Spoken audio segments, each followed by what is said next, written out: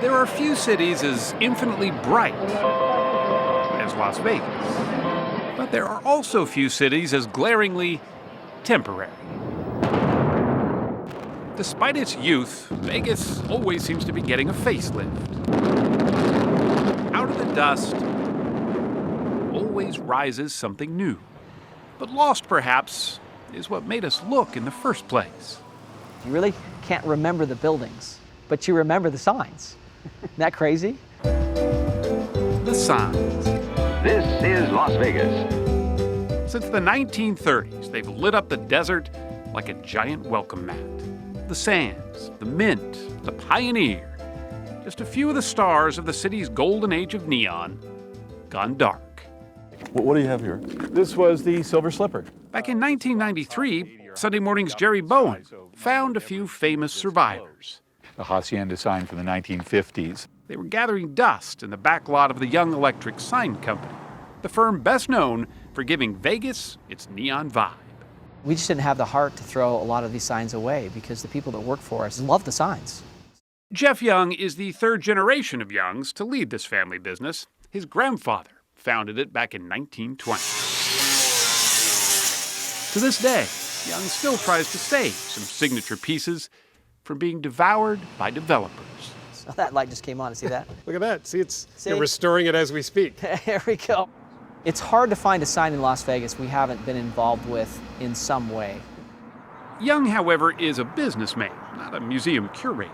And storing signs that were often bigger than the buildings they advertised was becoming a real estate challenge. They were running out of space, and so the city got together and said, we need to save these signs. Let's think about a museum. In 2012, this dusty 2-acre lot became just that.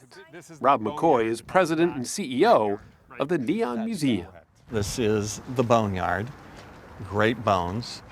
Great bones. It now has more than 200 artifacts, including the skull from the old Treasure Island casino. That one's so big, you can see it from space. The status symbol. Absolutely. If you have the coolest, biggest sign, you must have the coolest, best casino. Size matters. Up top, the Riviera sign lights up. Last year, the museum enjoyed record attendance. Around 100,000 people took one of the several daily tours. Each sign tells a story and a history. America in the 20th century. Big, bold, brash. And in Las Vegas, we were big, bold, and brash on steroids, and we still are. Bold and brash, yes, but also elegant, like the graceful script for the Moulin Rouge. Built in 1955, it was Las Vegas's first interracial hotel casino. For a time, the only place in Vegas Sammy Davis Jr. was allowed to sleep. Until Frank Sinatra said, you know what?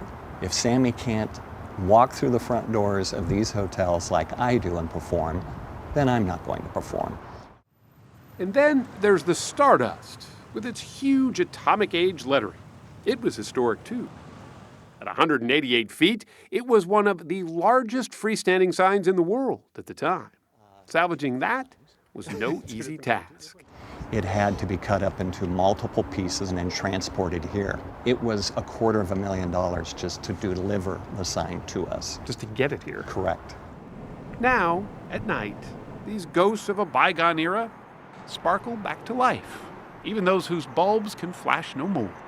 That was the greatest sign in Las Vegas still. And the biggest, right? Been the biggest. Frank DeFrancesco is a Las Vegas native. Nothing will ever top that sign. Ever. Ever. He now leads some of the nighttime tours.